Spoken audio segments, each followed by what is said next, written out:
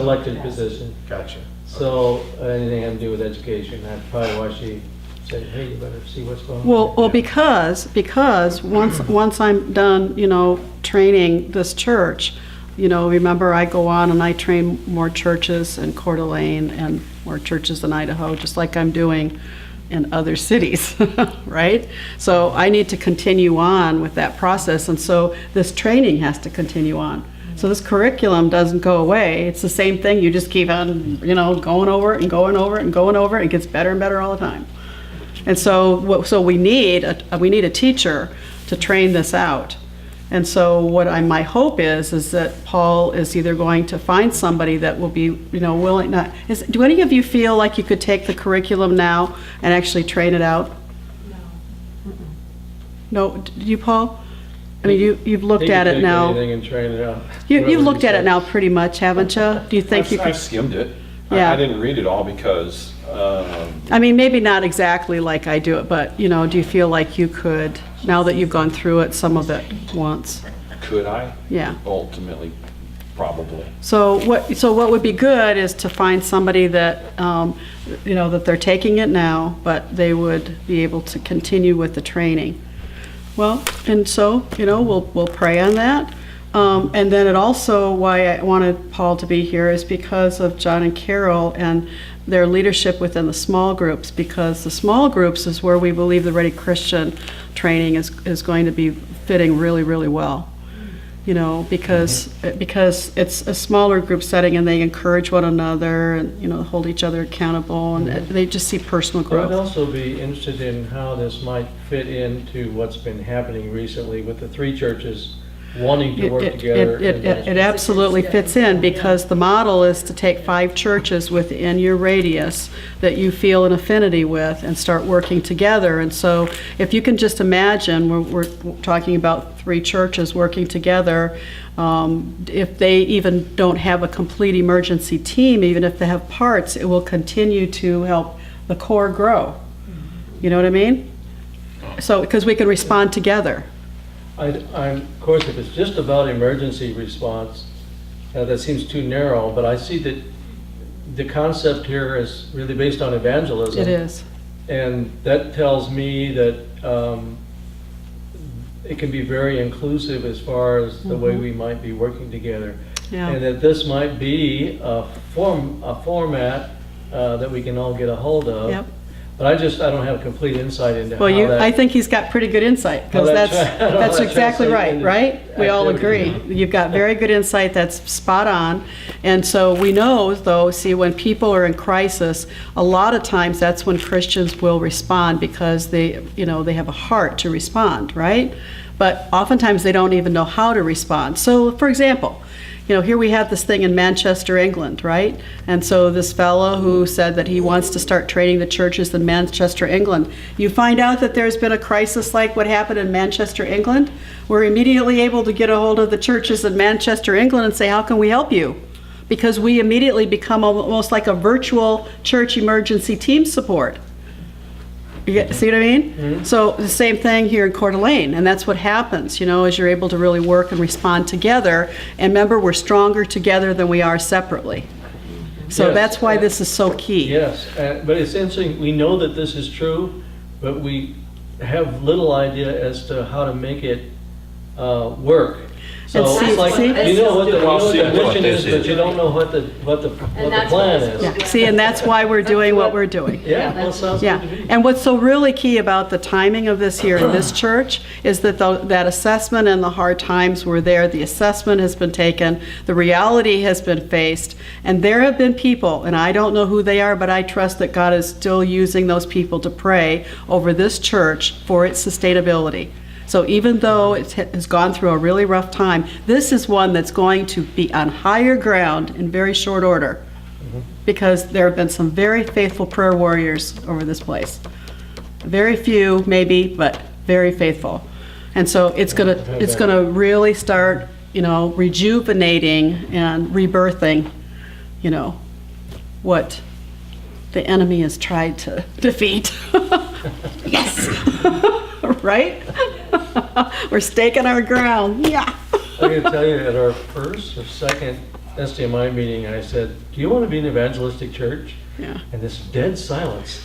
And I go, it's not a trick question. Yeah. It was interesting that they were afraid to respond.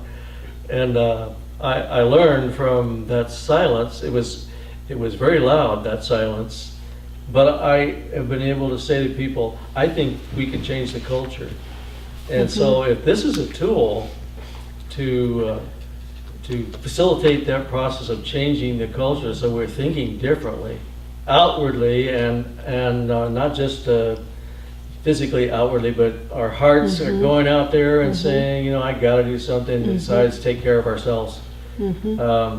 If we can change that mentality, it's just clear to me that we're going to start seeing the church grow by profession of faith. Exactly, and not that's just the right. church, but people in the community get That's saved. right. We don't care what church they go to. Right. We want to see them be one. to Well, Christ. and what's really so interesting is after this assessment, though, what we realized, and we talked about this in strategic planning, is that there is a crisis within the church, and then there's a crisis with the outward focus of the church. So we need to take better care of each other so that we can actually respond better on the outside. Sure. That's And good. that has to be done very intentionally. And so that's why I mentioned that there was a person at the altar in crisis of some kind. This is where the rubber meets the road. This is why we do what we do. We do it right here. We don't wait for something else to happen. You know It's what it right is? here. We're so afraid that we're going to intrude on somebody's privacy Yeah. that we don't even ask them what's going on.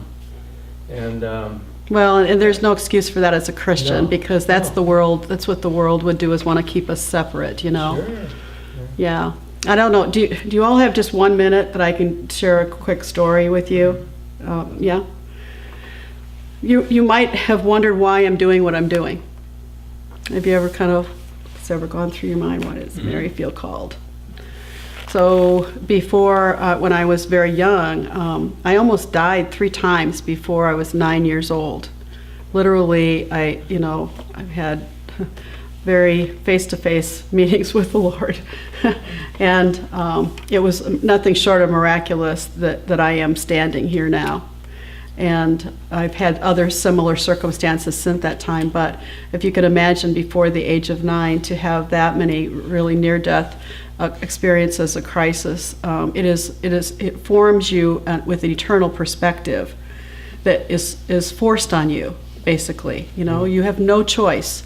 Well, you do have a choice. You could either go closer to God or you can go further away from Him. So each one of those brings you to that crisis, go this way or this way, right? And so, I had some people that really prayed for me, obviously, because I wouldn't be here. And Michael will tell you, just since his short, almost 40 years, how many times that we've faced that again, haven't we? And each time the Lord has been so faithful, and continued to keep me going. Right? So those eternal perspectives of going through that experience caused me to realize that crises are opportunities, because I was able to be an overcomer in the midst of that. And so it makes me more sensitive to the fact that when people go through spiritual, emotional, mental, physical crisis, that those literally are like neon signs for us as Christians, like this is a time to respond, right? And so I have an eternal perspective on that is at the very core. And so I know that after 9/11, there was absolutely no doubt I was supposed to shift course. They just published, Nazarene Publishing House, the Lighting the Way book that I authored. So I was on a book tour, and doing all radio broadcasts and speaking and all that kind of stuff, right? And then 9/11 happened, and it was like he just took me and he just turned me around, and you're supposed to do this now. Because the crisis of the Christians at that time, they weren't able to give a decent world view to what was happening at 9/11. Churches they were opening up their doors, and people were coming in the front door and going out the back door just a few weeks later. We were losing so many people. And then we didn't do a good job of kingdom expansion right in the crisis. And we weren't ready to respond. And so that's when the Lord just showed me, almost like, with Noah building the ark, if you can imagine all this detail, and he keeps on pouring in this detail into my brain, and it comes in and goes out, it reminds me of that, how many cubits here and how many cubits there, building the temple or something, I don't know, and it's been tremendous perseverance that it's taken. So many times I just wanted to kind of say, I've had it with this. Right? Mm-hmm. But then, you see, you're faithful, you're obedient, and you see the fruit. You see the fruit. So, I don't have to sit back tonight, and I don't have to wonder about those Manchester churches not having a pathway to move forward right in the midst of their crisis. We can help them. We can help them. And our days are becoming very uncertain very, very quickly. And the Bible was very clear. This is where we're headed. Yeah. And so since it's so intensely headed in that direction, we can either go with the Lord with it, or we can try to stand against it, but we won't stand long. That's right. You won't stand long. And so the reason why I believe that I am still alive today is for this purpose. For this very purpose. And I am just so grateful. I am so grateful for each one of you that have heard this and you're responding to it. This church has gone through hard times. You face that reality, but you have been steadfast. You've been steadfast and faithful, and God will bless you. He will bless you abundantly so that holiness and righteousness will be the name here. Holiness and righteousness. Right here. May it be so. Mm-hmm. So thank you so much. We're longer tonight, but I think this was a really, really good time. Thank you so very much. Hey, Mary and Yeah. Paul, both, maybe you guys should check your junk filter or something for my name. Because I sent this to both of you at 8:34 a.m. Saturday morning. I had received it. I don't know. Unfortunately, with me, I get so much coming in, and I just haven't been able to always filter it.